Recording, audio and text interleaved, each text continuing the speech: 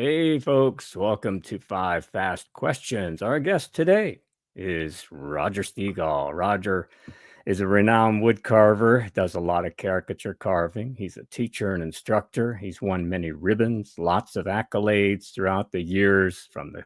Caricature Carvers of America to the Woodcarving Congress, you name it. Roger, welcome to the show. Well, thanks for having me, Jack. I'm glad to be here, and I know you've got some questions for me to answer, and I'll be glad to do it. Just shoot them at me. I think you'll pass the quiz, Roger. I really Oh, do. all So right. Okay. let's Let's start it off with the story of how you got into wood carving. Tell us how that happened. Well, Jack, as a young boy in the Boy Scouts, I'm gonna go back to 1964, and I was uh, I was interested in wood carving through the wood carving merit badge book. But my uncle carved and whittled a little bit, and my father did too. Uh, but I got I went to Boy Scout camp and got a little neckerchief slide, and I Mm, carved it. You could carve them out of, I think it was out of white pine at the time. But yeah. in about 1968 or 69, I went to a theme park in Harrison, Arkansas, and I met a renowned wood carver that pretty much everybody knows, and it was Harold Enlow. Yeah. He was the resident wood carver at Dog Patch USA, and I went into the shop, and I was so amazed at what he was doing, and I think I really fell in love with caricature carving at that time. But before that, in my carvings, uh, I carved with a pocket knife, a wood carpenter's chisel, and a wood rasp. Just anything I could do to get the wood Yeah. removed, and I would just come up with ideals and everything. But when I saw Harold's stuff and what he was doing at Dog Patch, it really it sparked my interest big time. And then on top of everything, I saw that he had wood carving tools, and Mm. that just blew my mind. I tell you, I didn't know I didn't know they were out there because there we didn't have social media then, and Right. there was hardly any kind of books on carving when I started. But Harold, he sold me my first car- bench knife, carving knife, and he sharpened it for me there in the shop. And I tell you, I got that, and I bought some basswood. See, before that, I, Oh, yeah. before that, I carved pine, cedar, I Yeah. carved white oak, uh, red oak, just anything kind of wood. I even carved some of my mother's broom handles, and she didn't like it.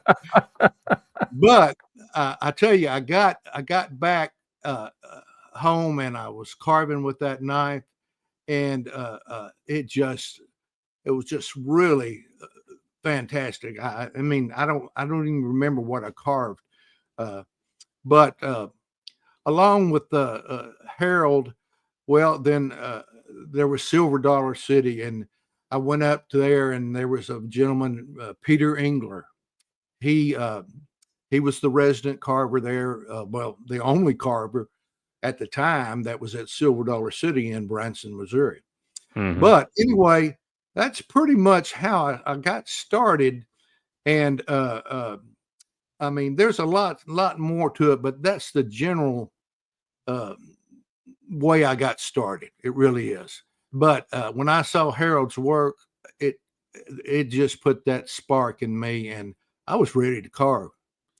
Yeah. And I will say one more thing. My uncle, he was a truck driver, and when he drove, well, one person would drive the truck, and he would whittle, and he showed me some of his stuff he did, and that even sparked my interest too, even more.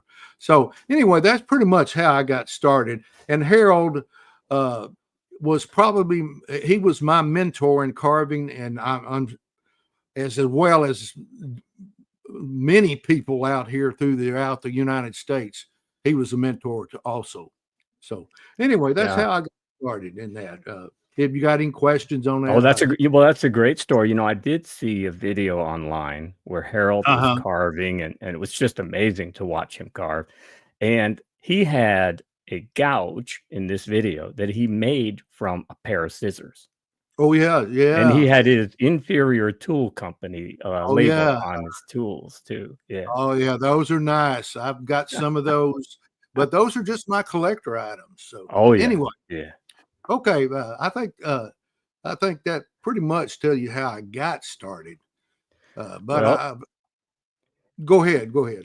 let's let's let's talk about beginners, Roger. I'm sure you meet a lot of folks who are just getting started in wood carving because you're teaching classes, you have Yes, the YouTube yeah. channel, and a lot of folks who are interested. So, Hmm. if you had an opportunity to speak to a beginner and you could give them a piece of advice, what would that be? Well, I think the first thing I would tell them would learn to sharpen tools. Mm, When you learn to sharpen tools, your carving experience is so much easier and you enjoy it so much more. And I will say that I carved probably 5 years to 10 years in my early years with dull tools, yeah. and it's not fun. So one day I told myself, and I would tell a beginner this: take time, even if you're carving, even if you're whittling with just a knife, take time and learn to sharpen that knife and sharpen your tools. And also get good tools. My Mm, father always said, you may pay more for a better tool, but it's going to last you and it's going to hold up. So if I was telling somebody, and if I had to go back and tell myself, I would say, learn to sharpen, Roger. You can do it. You can carve it here at one time and then sharpen the next 30 minutes, you know. oh yeah. But that's what I would pass along. It's very important, sharp tools. Yeah. They're safe tools as well, aren't they? Absolutely. And one more thing, I would even tell a beginner, learn how the tools work. You know, there was years I went with a skew. I didn't know what it was for. And now I use them all the time. A skew can be so helpful in your Mhm. carving. And I'll go back to Harold Inlow. I saw him carve a face one time with just a skew, Mhm. and I asked him, Harold, what did you do that for? And he said, look over my shoulder. He said, I got a whole box I need to sell. but but the skew is a very important tool, and you need to learn how all your tools work. You know, that's what I would tell beginners. That's And when you learn that and your tools are sharp, everything else will fall into place. I mean, it has for me and other carvers that I've taught and been around. It all falls in place. So anyway, that's what I would tell. That's what I tell myself if I went back. Yep, Okay. me too. It's Yeah. good advice for sure. Now, Roger, I mentioned some of your accomplishments when we were getting started here on this segment, Yeah. and I'm Yeah. sure there are many, many things as far as your wood carving related accomplishments. Which Yeah. one would you say you're most proud of? Well, I tell you, uh, my accomplishments, I think, would be in my teaching. Uh, but I think when I teach rough outs and I'm in a class in a seminar with people and they take my rough outs and they do something else with them, and then 3 months later, you look on Facebook and you see my rough out that they did winning first place or Mm. second place, winning ribbons. That to me is a big it just makes me feel wonderful when I can see that. Uh, but my teaching and the YouTube, it's done a lot for me. I'm known. I mean, being on the YouTube, I'm known from east, west coast, north, south, across the water. Oh That's yeah. that's a big deal for me. And if it wasn't for my grandson Peyton, it, it wouldn't have happened. So I owe Peyton a whole lot. So anyway, that's some of my accomplishments that I cherish. I really do. Yes. Well, let's get to a fun fact, Roger. What is a fun fact about you that most people would be surprised to learn? Well, I would say that people know me as a wood carver, but I love to play the guitar. I'm a guitar Oh, player. huh. I have played guitar at the Renegade in Tennessee with Chris Hammock, Rich Weatherby, Marvin Daniels, and some others. And I do that. I don't.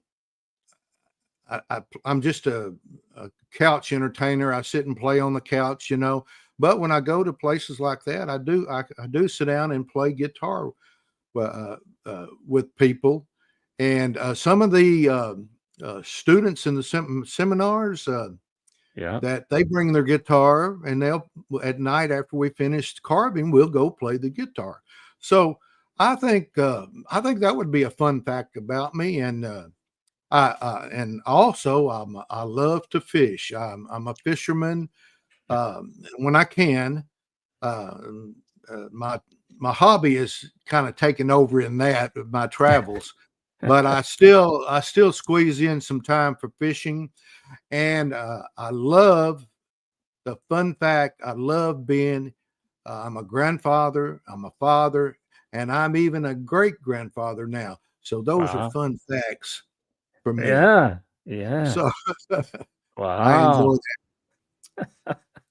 You could that. have a jam session with all those guys you mentioned, and learned recently that Blake is learning how to play banjo, so he can join in Oh with you. yeah, but I knew I'm gonna play. I hope I get a chance to play for Blake sometimes, but he's busy with his things, and maybe in the future, somewhere along the line, I'll be able to sit down and play the banjo. I mean, play guitar while he plays the banjo. So that'll be fun.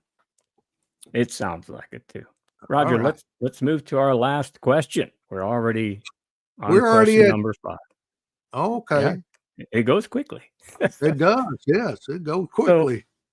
let's talk about the types of resources that you have available for carvers and where they can find them. Well, it would first be my my YouTube. Uh, on my YouTubes, you can find me carving just from a block, from a bandsaw cutout to a rough out. I have sharpening demonstrations on there. I show you what kind of tools I use, uh, and I show the brands of different tools that I use. And but I do say they have to be sharp. Uh, and then, of course, I have my website also. My Mhm. website shows my gallery of carvings that I have, and it's just not my rough outs and my that I do, but it's other pieces that I've done and other pieces I've won awards on. Uh, but you can go to my gallery and look at those, and then you can buy the rough outs And also, I try to put down where I'm going to be through the year. So you might catch me at a place. I go. I've been all over. I mean, last year I was really busy. I mean, I went all the way out to Utah, and I'm going back again this year. And but even in I think on my website, I say people besides myself that you could find resources for carving, tools, rough outs, that kind of thing. But there's so much stuff on the on Facebook and on the internet. It's so I wished, and I know you do too, that there was that kind of thing, social media, when we started, or Yeah. at least when I started, because there was, I mean, like I said in the beginning, what inspired me was my uncles, the the carving merit badge, and Harold Inlow. He just really put the spark in me. So as you know, as for that, I've got a lot in my my YouTubes and my website. So just check it out, and you can go to stegallcarvings.org for my website, and then the YouTube. You just type in Roger Stegall Carvings, and it's gonna pop up with my latest video, and then you kind of have to fish around through the on the side of the tablet or whatever you're watching it on to find the 1, 2, and 3 of the video. So anyway, that's my source of my sources, and I encourage people. This is why I do this. I want people to have something that I didn't have or you didn't have, to show how you get started. And Hmm. and let me say one thing, another thing, and always keep the carving you carve. Don't throw Yes. it in the. I hear a lot of people say, "I'm going to throw this in the fireplace." No, no, no.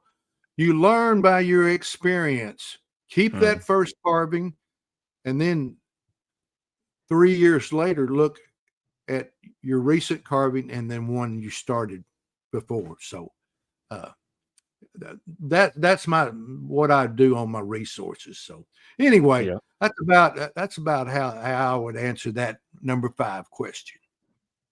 Yes, and I just encourage folks to go to stegallcarvings.org, sign up for a class with Roger, Hmm. and look at the rough outs that are available there. Make sure you check it out. So, Roger, I want to thank you for being here. I really appreciate your time. I know how busy you are, and I Yeah. really enjoyed talking with you.